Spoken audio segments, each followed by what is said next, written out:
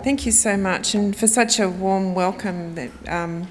We feel like we're really amongst friends here. I have a wonderful group of colleagues of Jumbunna that have travelled, and on behalf of them I'd like to acknowledge all the nations represented in the room here and pay our deep respects to your ancestors and your elders who hold the cultural knowledge and traditions of our shared Indigenous worldviews. I'd also like to acknowledge Linda and Graham Smith, who've had long associations with Jumbunna, particularly with our founding director Bob Morgan, and also with Leonie Pihama, who has really become like a sister to me, and pay respects to her for her wisdom and her strength, but also with deep thanks for the love she gives me and the strength as well. And she truly honours me by having me on this panel today. And from the Jumbunna team, I just want to acknowledge our director, Michael McDaniel, and our Professor of Indigenous Knowledges, Bruce Pascoe, who are part of our delegation. So my name's Larissa Berendt. I'm a Yuwalarai and Gamilaroi woman, and my personal totem is a Dinawana, an emu, and my clan totem is the long-necked turtle, and my spiritual totem is the lyrebird. So in this introduction, in telling you who I am and these totems, I'm also explaining our worldview. Our totemic systems really embody that. Our personal totem reminds us that we're descended from the natural world, and our totem is our animal ancestor who we're descended from, and that's the animal that we have an affinity with, so we have responsibilities to that animal within our ecosystem. So, for example, we can't eat the meat of our totem, and it reminds us of that deep interconnectedness with the natural world. Our clan totem reminds us of our connection to other people and that we have a responsibility to and for them, and our spiritual totem is our connection to our ancestors. So deeply interconnected with the spiritual and natural world, as well as with kinship. And for those of you who visit Australia, you'll know that when Aboriginal people meet you or meet each other, the first question they ask is not what do you do, but they ask you where you're from. And as we all do, we are able to place ourselves in our kinship network, usually by simply saying our family names, our clan names, and our nation group, and we know how we're related to everybody else. And I think that there's a wonderful power in asserting our place in this way, and to me it is always an assertion of sovereignty. Although I'm a lawyer, I have a very personal interpretation of what sovereignty means, because to me sovereignty is our identity, it's our nationhood, it's our culture, and it's our worldview. And every time we assert these things, we assert our sovereignty, both individually and through all those networks in which we're involved. But I think the other thing that's really inherent in our cultures is the importance of storytelling. It's our most instinctive form of human communication. We use it to teach, to persuade, to validate, to heal, to transform. And I think it plays a key role in our resilience as the world's oldest living culture and in our assertion of sovereignty. And it also plays a really important role in countering the colonial narratives, the colonial stories that have been spread across our land. So reasserting our stories on our land is a way of reasserting our ownership and our sovereignty. So within Aboriginal culture, we hold our laws and governance structures through our cultural stories, and I like to think of them as law stories. So our emu story has a moral about not letting your vanity distract you from your responsibilities as a parent. The story of the echidna is a cautionary tale about ensuring that you share resources. And the story of the Seven Sisters constellation is about the bonds of family and the importance of following our laws. So these are codes of conduct that reinforce worldviews and are structured through our totemic systems.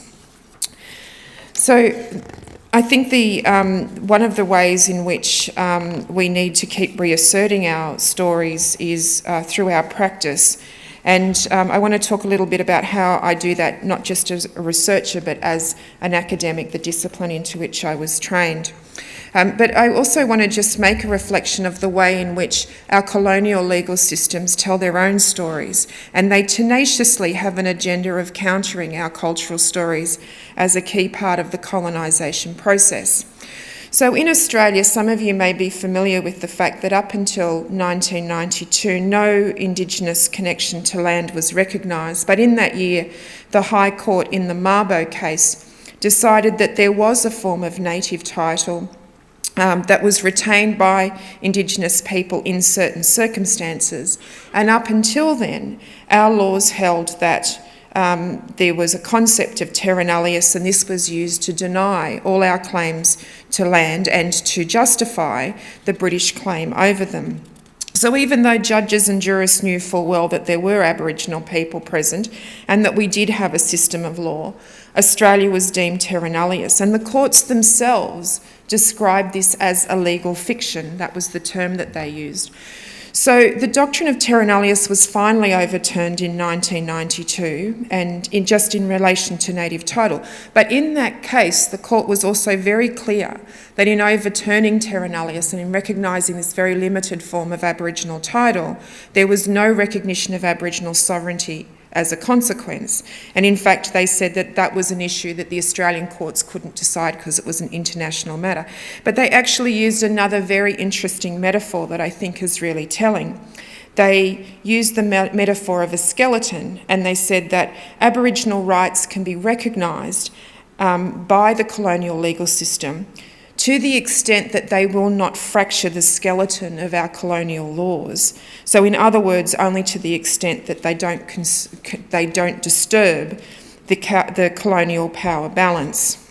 And of course, this colonial legal system always has claimed that it's subjective, that it's not biased, and that as far as they're concerned, justice is blind, which I always thought was a very strange thing to be proud about. But anyway, I'm just also mindful of the fact that we've got a countdown clock here, so I'm feeling like I need to kind of get on with it here.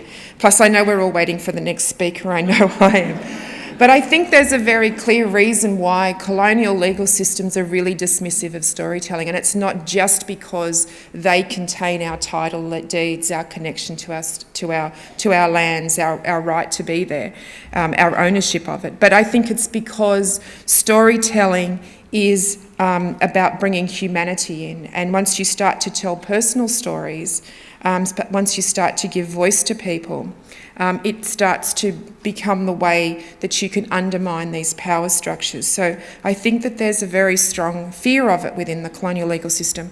And I think as Aboriginal lawyers, it's an important thing for us to embrace as we work through the legal system to get justice in individual cases or to advocate for broader law reform. We must never lose sight of the colonial law's dominating power, but we should also remember that one way to subvert that power is to rely on our traditional laws and their values and processes to guide our advocacy. And this is where I think storytelling plays a central part. So I want to give you an example of this in the work that I've done with my colleagues at Jumbunna, and it relates to a murder case that we worked on. And so between a period of several months over the summer of 1990 and 1991, 3 Aboriginal children, Colleen Walker, who was 16, Evelyn Greenup, who was 4, and Clinton Speedy Duro, who was 16, were murdered on an Aboriginal reserve in a town called Bowraville in New South Wales. So when the children went missing, their parents immediately knew something was wrong and they took their complaints to the police, but they weren't taken seriously. And it was only when Clinton's body was found a few weeks after his disappearance that the police started to investigate. But instead of sending in homicide detectives to investigate, they sent in investigators who had child welfare experience because, of course, they assumed that this was the parents who had been involved. There's only ever been one suspect in this case once it was investigated, and it was a white man who engaged in a pattern of behaviour where he would bring alcohol onto the reserve, put drugs into the alcohol and sexually assault young Aboriginal women. He'd attempted this on Colleen, on Evelyn's mother and on Clinton's girlfriend. He was charged, but the failings of the police investigation meant the man was acquitted because they overlooked critical evidence in that period when they didn't take the disappearances seriously. So the families have fought to have the cases brought back into court and get a conviction. And so when they approached us, it had already been a 20-year struggle. And I'd always been aware of this case. The murders occurred while I was in law school, and they symbolise the very deep failings of our criminal justice system that was locking up Aboriginal men and women at disproportionate rates for offences such as being drunk in public and swearing, but a white man who murdered 3 Aboriginal children could walk free. So when we were approached by the families, we were keen to get involved, and I travelled with Craig Longman, the head of our litigation unit, and Jason DeSantolo, the head of our new media unit, to meet with the families. And at our first meeting, they told us that the case had stalled and what ideas did we have for getting it moving again. And one of the big issues was the Department of Public Prosecutions and the Director of Public Prosecutions had advised the New South Wales Attorney General that the cases shouldn't be sent back to court. So how could we break this impasse? And as we talked through our options, one of the key answers came from them, because they'd noticed that the only time there'd been some movement in their cases was the 2 occasions in which the mainstream media had done stories about them. So together we decided that we would do a documentary. And part of our thinking was that the legal arguments about why the case couldn't go forward that were being asserted by the DPP had taken the real heart out of these cases, and that was about the fact that this was not really about the semantics of law, but about 3 sets of parents who had their children murdered and about putting a child serial killer behind bars. So the documentary was a way in which we could emphasise that important concept by putting the story into the words of the parents. And however good a lawyer could be, nobody could argue better about the rightness of this case than as powerfully as the parents could. It was also apparent that there was a view amongst officials involved with decision-making in this case that were blocking these cases going back into court, that they felt that after 20 years, these parents should just get over it and get on with it. And I wondered when I saw this attitude expressed by these people, whether they would have had that same view if these had have been white parents who were grieving for white children. But in their own words, it is clear that these parents were never going to forget their children, that they lived with their presences every day. So Jason DeSantolo produced the film, and we had advice from Pauline Clegg, who's from the area and is now a visiting scholar at Jumbunna. And I thought I would just show you a little tiny clip of the documentary.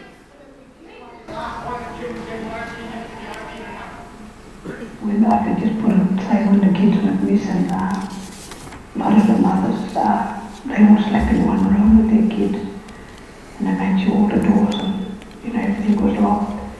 And when they walked to town, they all walked with them. It made a big sadness impact on our community. And today they still do that today. Well, with the first person, we thought it was a naturally just a missing person, and we've treated it along those lines, and we will continue to do so until such times when we find something to suggest otherwise. Because they were Aboriginal kids, they're out of sight, out of mind. She just disappeared or went with somebody down to Redford. The other boy, 16 years of age, a solidly built boy and not a short boy, we thought he might have went for a walk too. Is it possible that she went walkabout? Nah, don't put this walkabout on. That's ridiculous. You're talking silly now. 17 days after Clinton went missing, 2 men were collecting firewood 7 kilometres from the town and came across a body that had been dragged through the bush. It was Clinton's. A pillow slip found tucked into Clinton's shorts and a blanket found nearby both belonged to Jay Hart. On the 8th of April, Hart was charged with Clinton's murder. 9 days later, a fisherman pulled Jean Snebel from the nearby river. A further search found 4 plastic bags that had been weighted down with rocks. They were pulled from the bottom of the Nambucca River, just near the Comarini Bridge. The clothing was Colleen's. Her body, however, has never been found.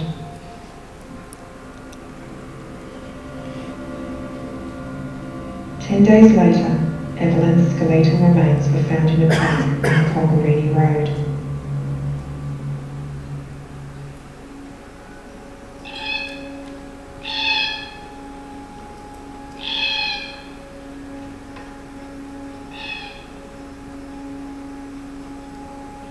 I go down there now and into Barrable. And when you visit a grave there,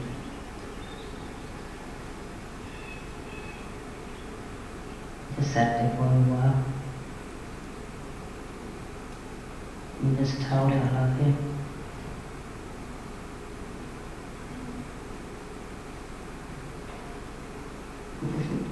No.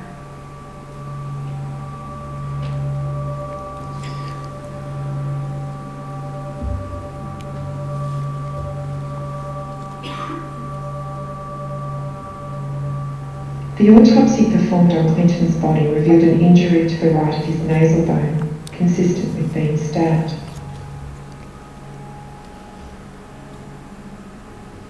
Evelyn's autopsy revealed a wounded right temple, suggesting the fatal blow came from a sharp object. On the 16th of October 1991, while still awaiting trial for Clinton's murder, Hart was also charged with Evelyn's and was the primary suspect in Colleen's disappearance.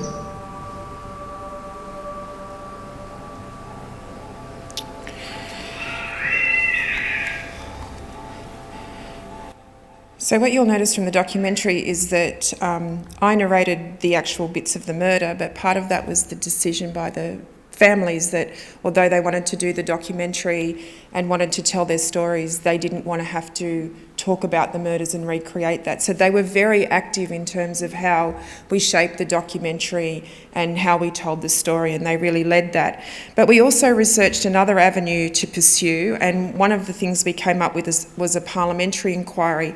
And while there'd never been one into a case like Barraville, that's what the families decided to lobby for, and they eventually did get one. And the first thing the parliamentary inquiry the committee did, was to watch this video, and then they went to Barraville and spent time with the families before asking a single question. So when the parliamentary inquiry delivered its findings, every member of that committee spoke with passion about the need to get justice in the case.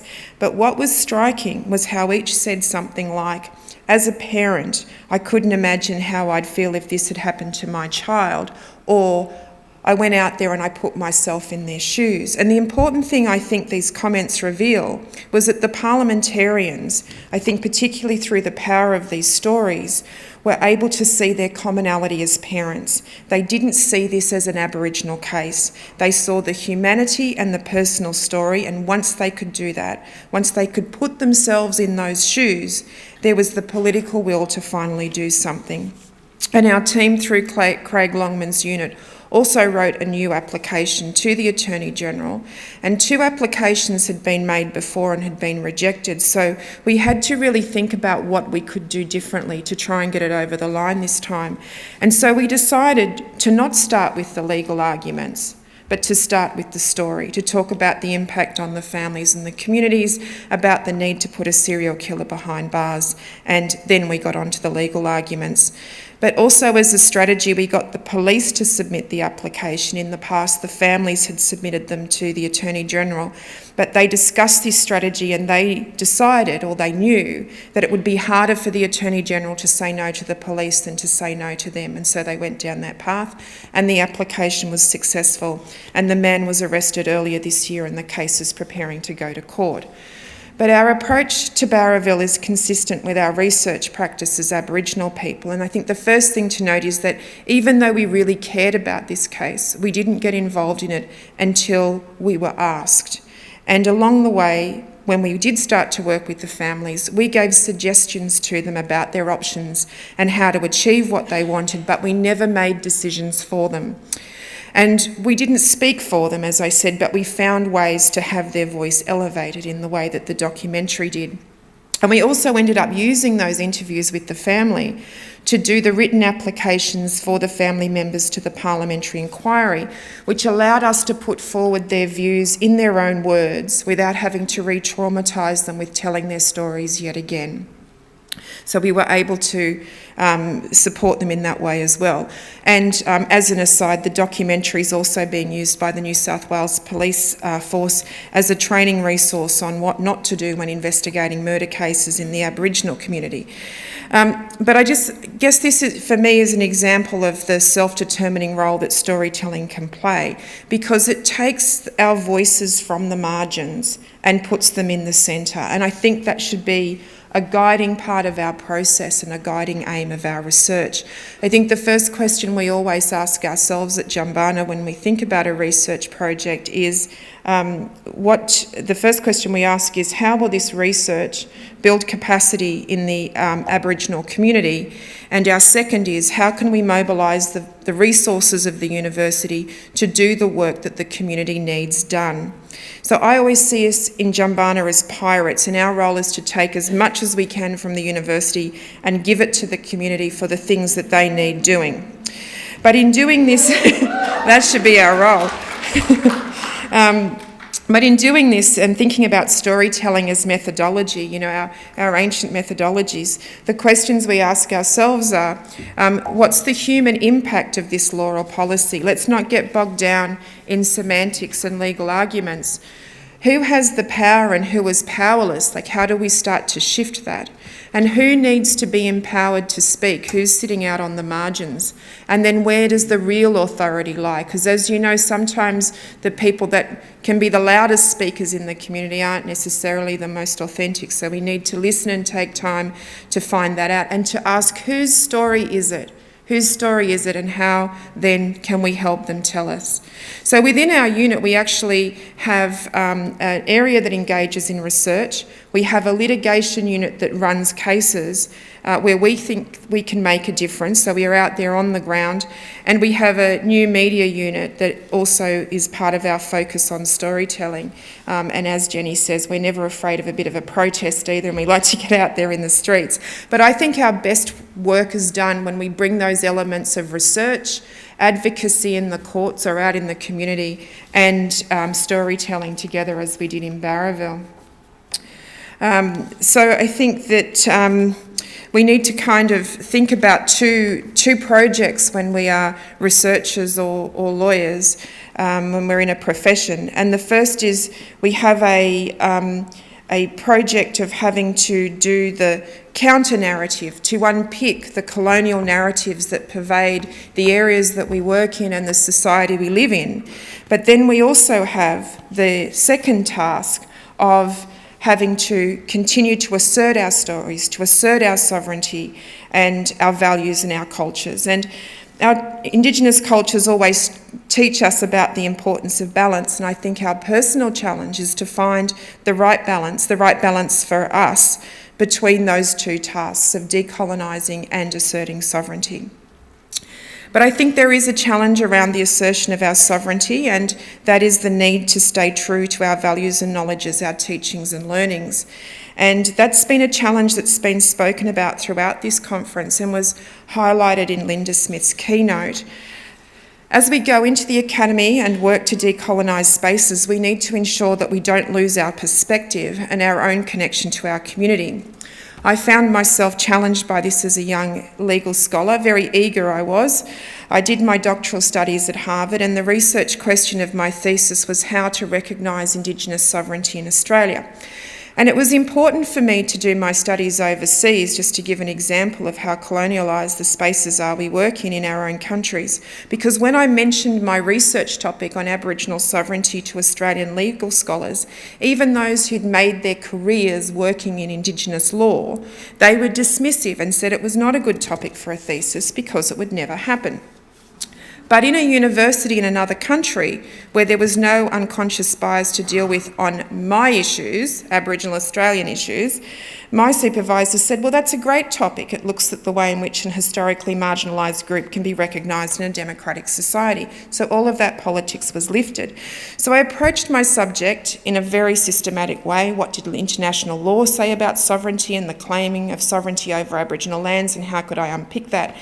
And I took the efforts of my first 3 months research to my supervisor, and he was just incredibly dismissive. He said, who would care about that? He said, what do Aboriginal people want? And he was right. That was the question. Our sovereignty couldn't be defined by international laws, the very laws that were constructed by colonial powers to justify their actions. Instead, the content had to come from the aspirations of Indigenous people. And so I reframed my questions, but I always remembered how I'd been seduced by the discipline that I'd originally entered because I wanted to work to change it. And it's very easy to be seduced. It's hard to rock the boat. It takes emotional energy and it makes career progression usually much harder. The troublesome Aboriginals do not get ahead the way the good ones do. But after almost 20 years in the academy, I've seen traps for Indigenous researchers and lawyers, and the most dangerous trap is to move away from the strong grounding of our culture. That's when our young people stop being an agent of transformation and are merely co-opted into the system. And this does tend to happen to younger people who are drawn into the apparatus of the system, lose their critical capacity and become complacent cogs in the wheel. The second pitfall is the seduction of title and accolade, and you may have seen the phenomena here, but it's clear in our community where people develop a pathological need to be acknowledged by the coloniser. They seek government appointment and affirmation to bolster their self-esteem and sense of self. And this also seems to be symptomatic of a loss of connection to Aboriginal culture and community. Linda Smith talked about the need for nurturing. Indigenous cultures that value wellness and healing are something that draws us together, because all our cultures do that.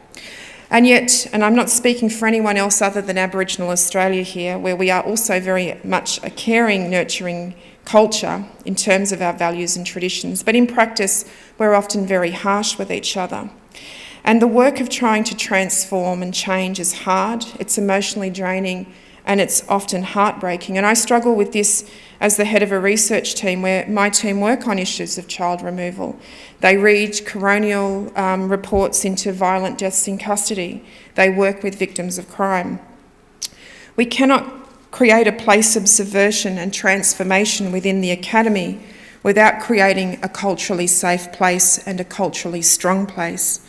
And a key part of our role in developing and supporting our researchers is to ensure that their well-being is looked after and that their connection to their culture and cultural values is kept very, very strong. As Aboriginal researchers, we don't assume to be objective. We know that there's no such thing. If we thought objectivity was a thing, we wouldn't introduce ourselves by so clearly defining our position in the world and our connections between our nations and our clans and our kinship networks. We place ourselves in the world as an act of sovereignty, and it reinforces our worldview. And in our research approaches, we take this on by not pretending we're neutral. At Jumbunna, we're very proudly activists and advocates for our people. We do march and protest, but we also publish and critique, and we confront the willful blindness that still exists within the dominant legal structures and other frameworks in which we work, and we're always determined that we won't be silenced. We research to empower our community and build our communities. We research to honour the history and battles of our ancestors, and we research to arm the next generation of warriors. But our most powerful tool in this is the assertion of our sovereignty and our unapologetic stance that our Aboriginal culture, our philosophies, our values, and the things that define us as we work in the institutions of the coloniser, whether it's in the courts or whether in the bureaucracy or within the academy, is strong and the defining thing about us. And I think in many ways that is not just an act of strength, it's also an act of subversion. So as you go forward with the important work that you're doing, I'd like to leave you with one task that brings back our role of support for each other, our sense of community and connectedness. I ask that you take the time to write one email or note to one of our warriors who you admire and tell them. Let them know they have your support, that we're all in this battle together, that you know what they've done, you acknowledge their sacrifice, that you're thinking of them. Let them know the community values them. I think that's a very important, simple way in which we can support people that we often think we admire, but we never take the time to tell them. And that little note can give them strength. And I'll tell you something, that I've learnt actually from Leonie is that when you give someone else strength by doing an act like that, you actually make yourself stronger. And our sovereignty is strongest when we are strongest in ourselves, and we're strongest in ourselves when we are with each other. Thank you.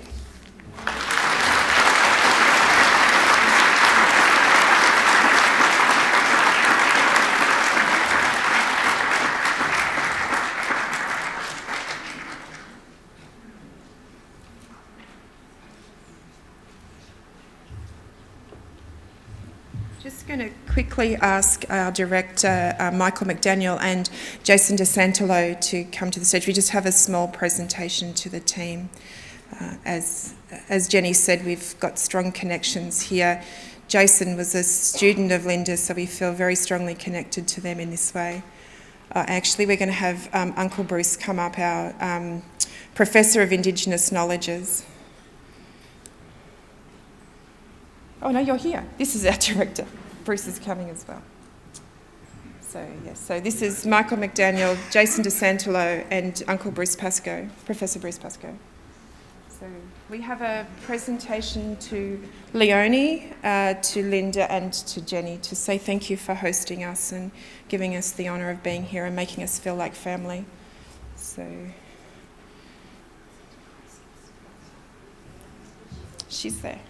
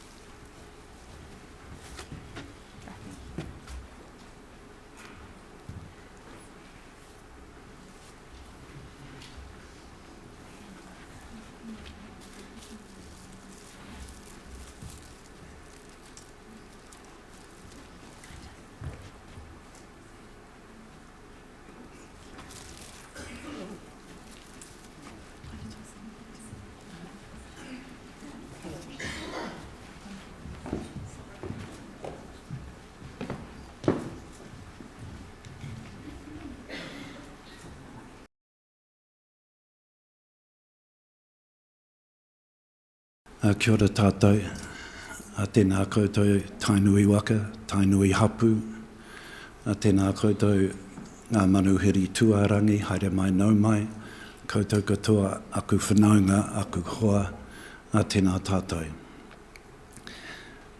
I'd like to thank Leonie and the other organisers for inviting me back to He Manawa Whenua. It's a pleasure to be here, although I'm a bit intimidated. We've been told we have 30 minutes each. For my kahungunu side, 30 minutes is fine. For my Ngāti Porou side, 30 minutes, I'm just getting warmed up. But I shall do my best.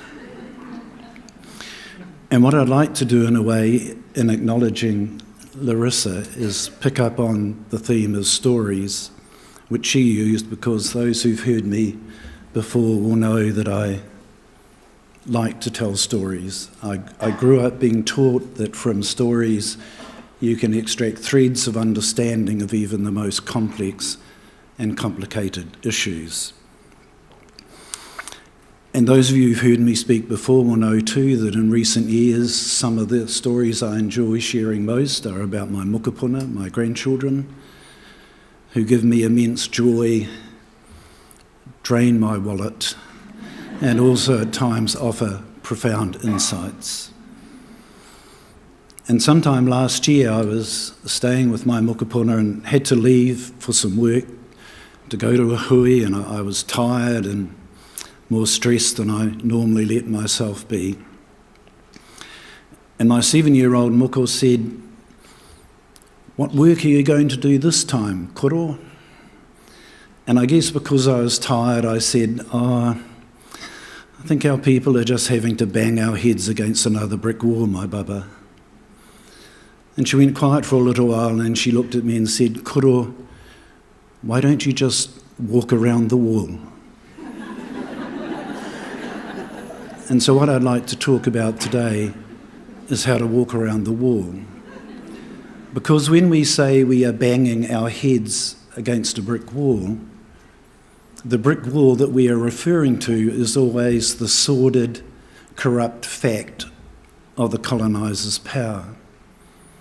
And whenever we bang our heads against that wall, we not only acknowledge the sordid fact of the power they have taken from us, but in a strange way, we also legitimise that power.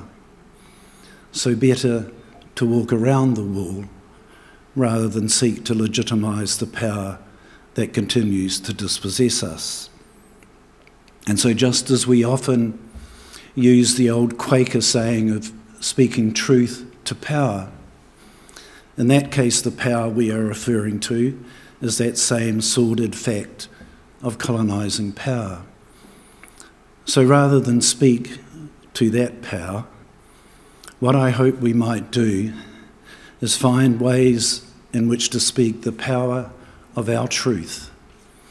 And if we speak the power of our truth, then we will find and reclaim the truth in our own power. And so what I'd like to do today is tell some stories about how we might do that, in my view.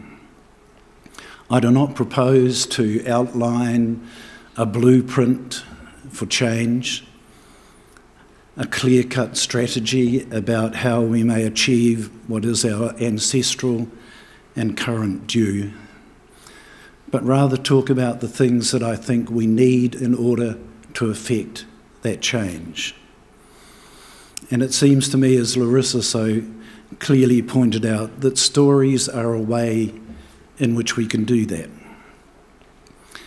And I grew up being told what I call stories in the land by my koro, that everywhere in this land our people have left stories, and the land itself has stories to tell.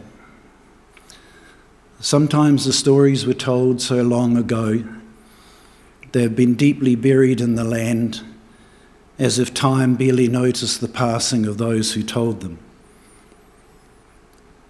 Sometimes, since the arrival of the colonisers, when it was hard to even whisper a story because it was seen by them as a threat, the stories almost cringe in the land, but they're still waiting there if we care to listen.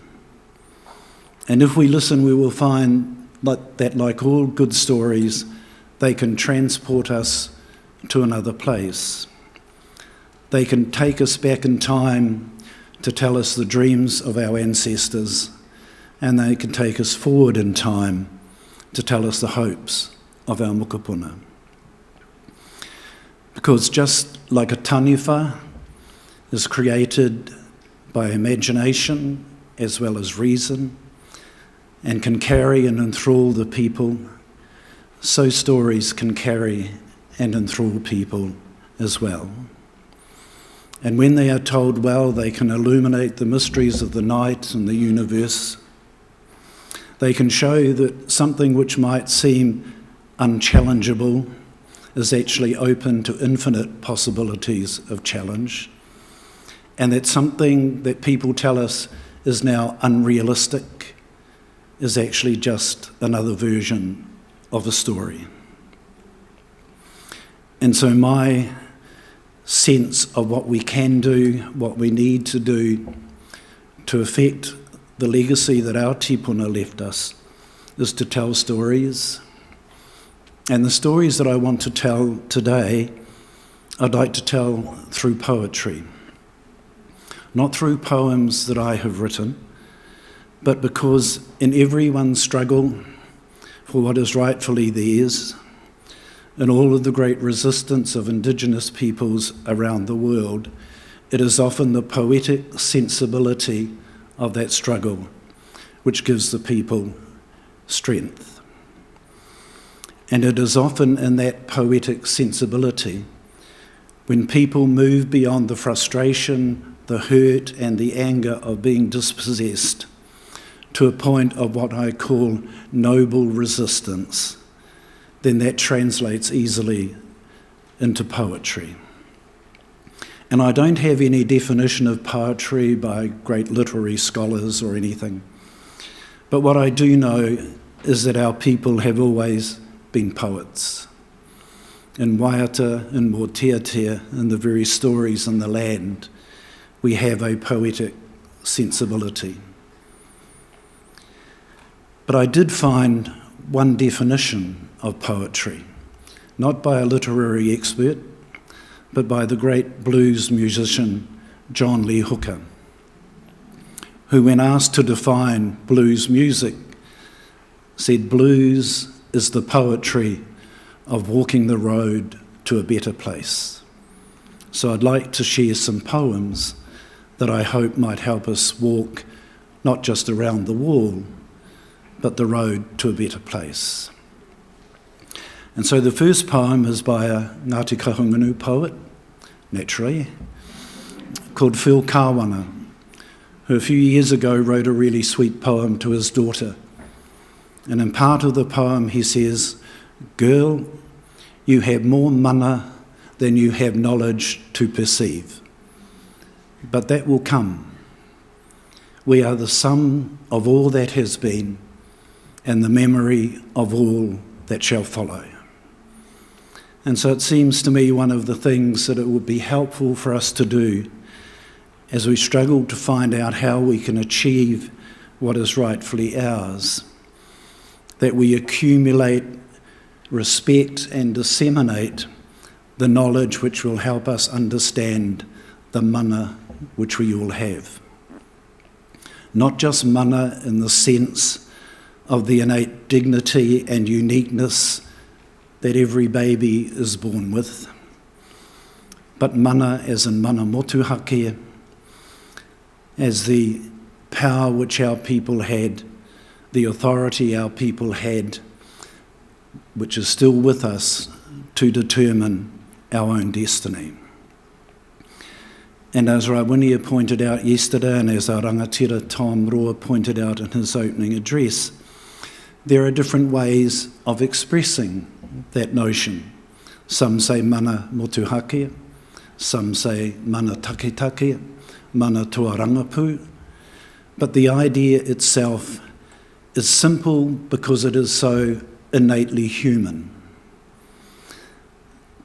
That the most powerful beating of the human heart is the desire to be free, is the desire to make decisions for oneself. And though while it is tempting to get into esoteric debates about what mana motuhake actually means, I think if we can cling to that simple understanding that mana motuhake is our cultural definition of what I call a concept of power. Every human society at some time in its history realises that it can only exist if there is some way in which the members of that collective are made aware of their relationships to each other, their relationships with the land, the waters, the sky, and indeed the universe. They realise that to live in harmony and be all that they can be, there needs to be some way of ensuring that as a collective they can make decisions to determine their own destiny. And so they develop that concept of power. In Western Europe, the concept of power developed as sovereignty. And because it developed in the unique history and culture of Europe, it is inherently patriarchal, it is inherently coercive, it is inherently hierarchical. And if it is based on any set of values at all, it is based on the value that there can only be one supreme authority to which everyone else must be subservient. Mana motuhake, like all indigenous concepts of power that I know of, comes from a different values base. It grew up from different lands and different histories. So rather than being hierarchical it is relational. It depends upon the gathering of relationships. Rather than being patriarchal, it recognises the integrity of the male and female element within whakapapa, that one cannot exist without the other, that one is not born inherently superior to the other, but exists together as part of the same entity. And so that gives to the notion of mana motuhake a particular perception of what power is. It is not to advance an individual at the expense of the collective, but to recognise the entitlements of individuals as exercised within the well-being of the collective. It comes from places where the land is the mother of the people. And if the land is the mother of the people, then it has a beauty often unremarked like the beauty of a mother is, but it also has a strength which nurtures and succours the people.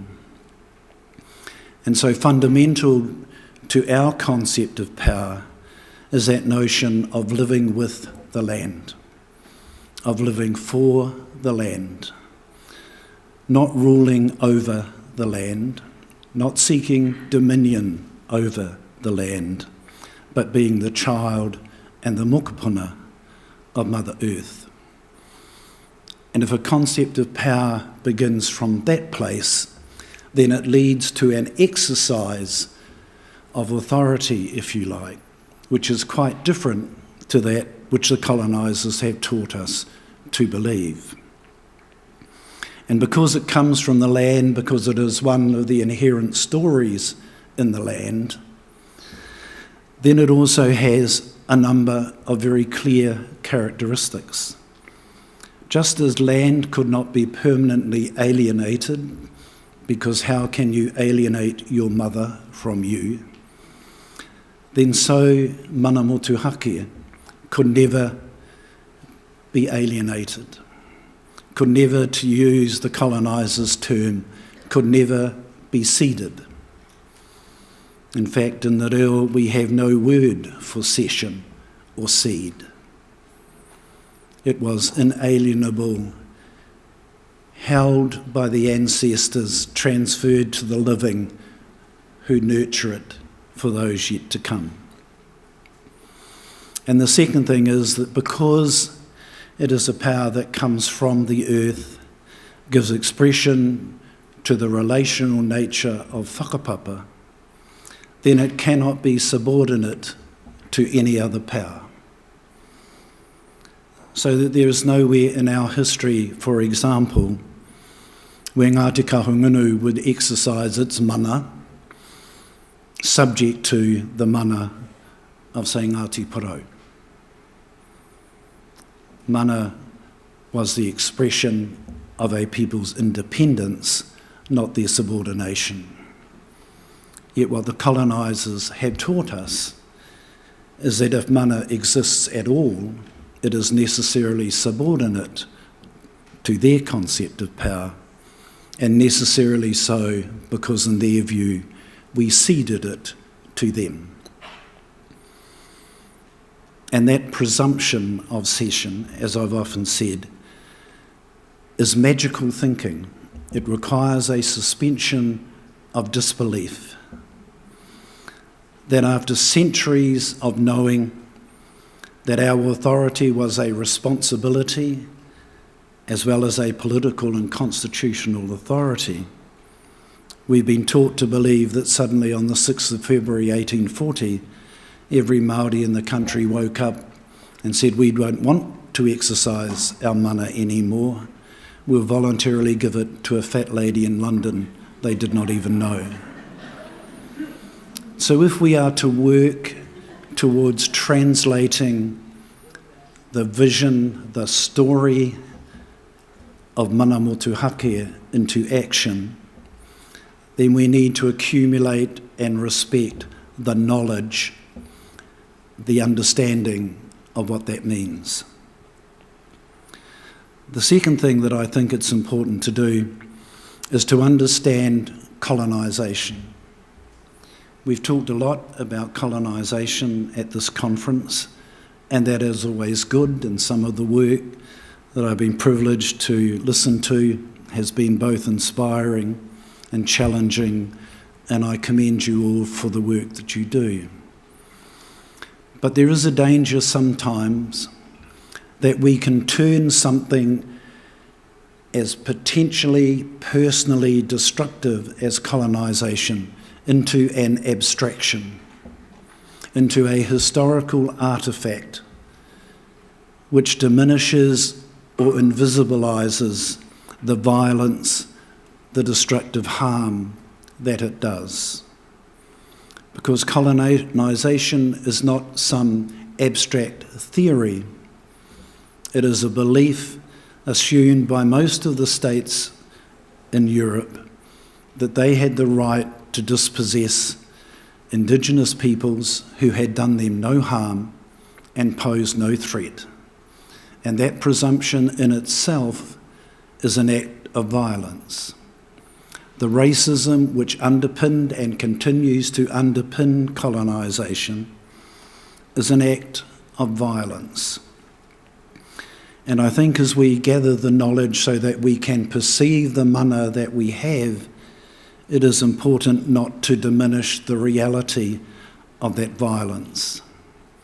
Because if we do, then we diminish the suffering of our people who endured through its terrible hurt and agony ever since 1840.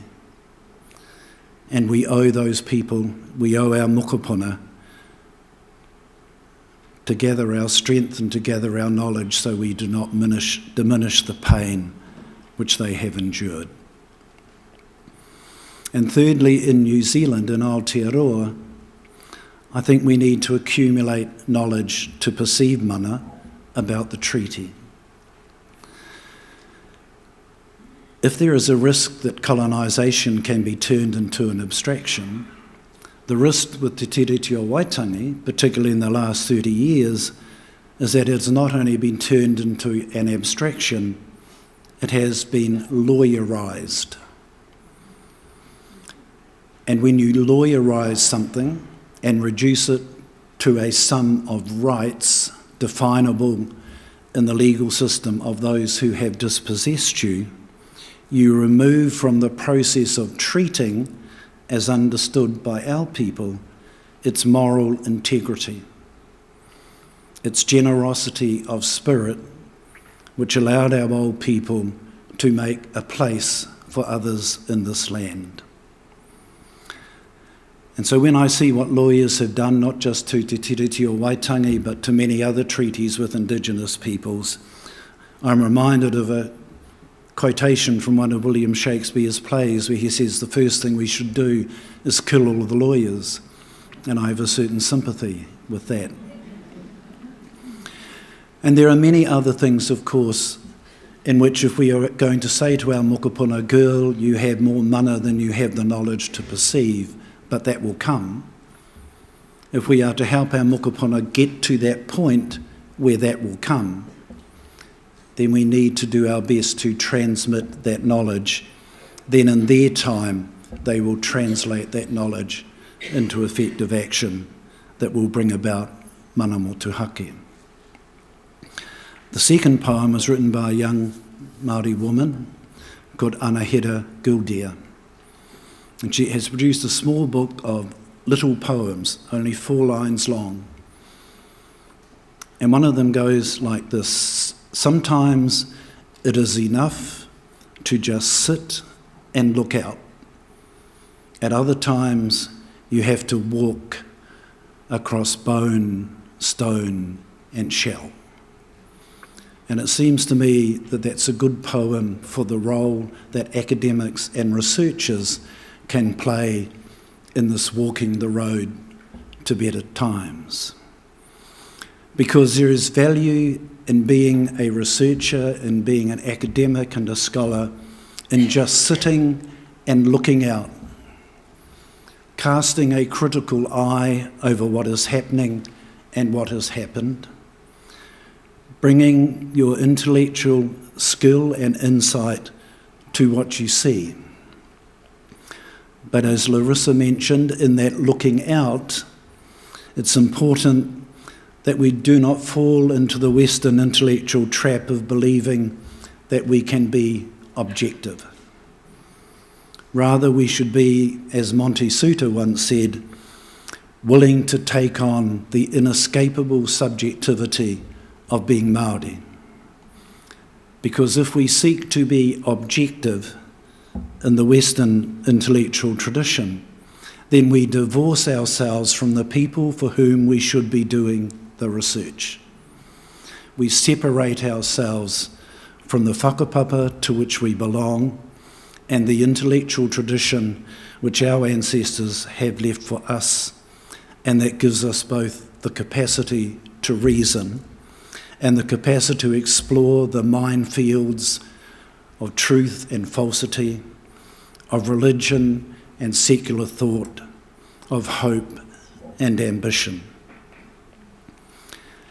So there is value in just sitting and looking out. But eventually, at some time, we must be brave enough to walk across bone, stone, and shell. To make a commitment to find some practical way in which we could advance the wishes of our people to reclaim mana motuhake, to push aside the walls so we can freely walk around it and find that better place.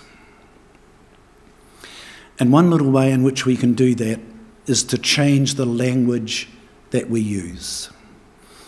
The only quote from the Bible that I ever like using says, "The namer of names is the father of all things." Now, that's not a patriarchal statement, I don't know what is, but that is that those who assume the power to define something control its meaning.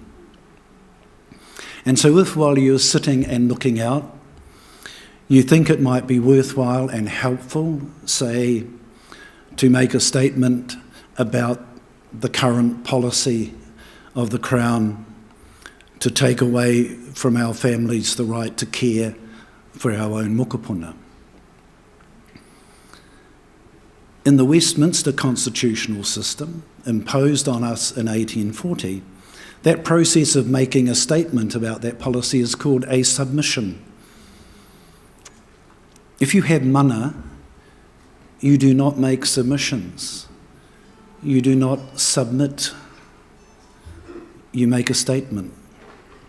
You declare your intent. You express your independent thought. So don't make submissions, make statements. Don't say this policy of taking our children away is bad policy in bureaucratic terms or is in breach of the treaty or whatever. But be more specific. Say that there is nothing in the Treaty of Waitangi which allows the Crown to make any decision about the well-being of our mokopuna. Because if we did not cede our mana, then neither did we cede the constituent parts of our mana. And one of the most fundamental constituent parts of that mana is the right and indeed the obligation of our people to care for our own. So dare them to show where their authority came from.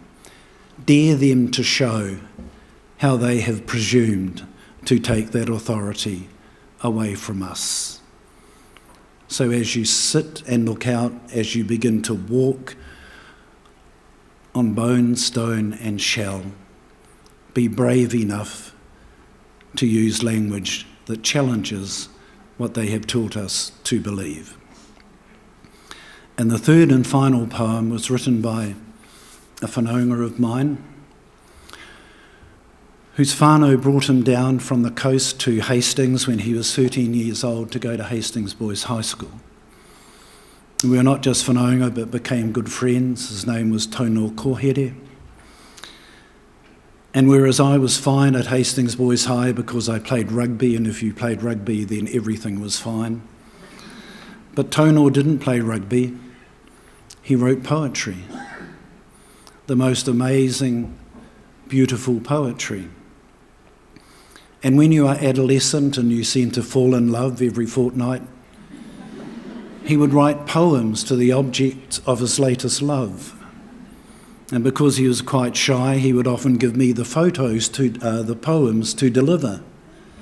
And I used to be so envious of him. And so much to my shame, I have to admit that there are times I used his poems for my own purposes. But he had this wonderful creative capacity to witness something, and then he would disappear and write a poem. And one day on Anzac Day, and for those from overseas, that's the day when people celebrate the wars that this country has fought in, we went down to watch our uncles marching, all of whom were veterans of the Māori Battalion. And standing on the footpath just along from us were our aunties watching. And when we went home, Tonor disappeared and came back about 10 minutes later with a crumpled piece of paper and said, "What do you think?" And this is the poem that he wrote. I watched the aunties today standing on the footpath as if seeking comfort in each other's company. The aunties whom the war left behind to hold us together with nothing but their strength and quiet dignity. I watched the aunties today watching their men, our uncles, march. And these were the men from country school and city office, wild in a dance, noisy in the films, the quiet ones, the earnest ones, so young, so brave, and longing to be free. But home now, no longer young and wild, just changed, the aunties say. For they came home to promises betrayed, to a reality like the mad mile on the battlefield, quivering but unwavering. But let me ask you this, if times change, can we make new realities too? Can we also dare to be brave and long once again to be free? If there is anything that we need to reclaim most of all in translating the ideas of mana motuhake, of self-determination into action, it is the belief in our right to be free. If colonisation does more than anything else to damage our people, it is to make our people lose faith in ourselves. Our tupuna, though, entrusted us with the faith to believe that we have the right to be free. If we can cling to that hope, if we can reclaim that faith, then in the time of my mokopuna, we will again achieve our rightful place in this land. We would have walked around the wall so it recedes into the dim recesses of our past, and we will together walk the road to better place. Thank you. Kia ora.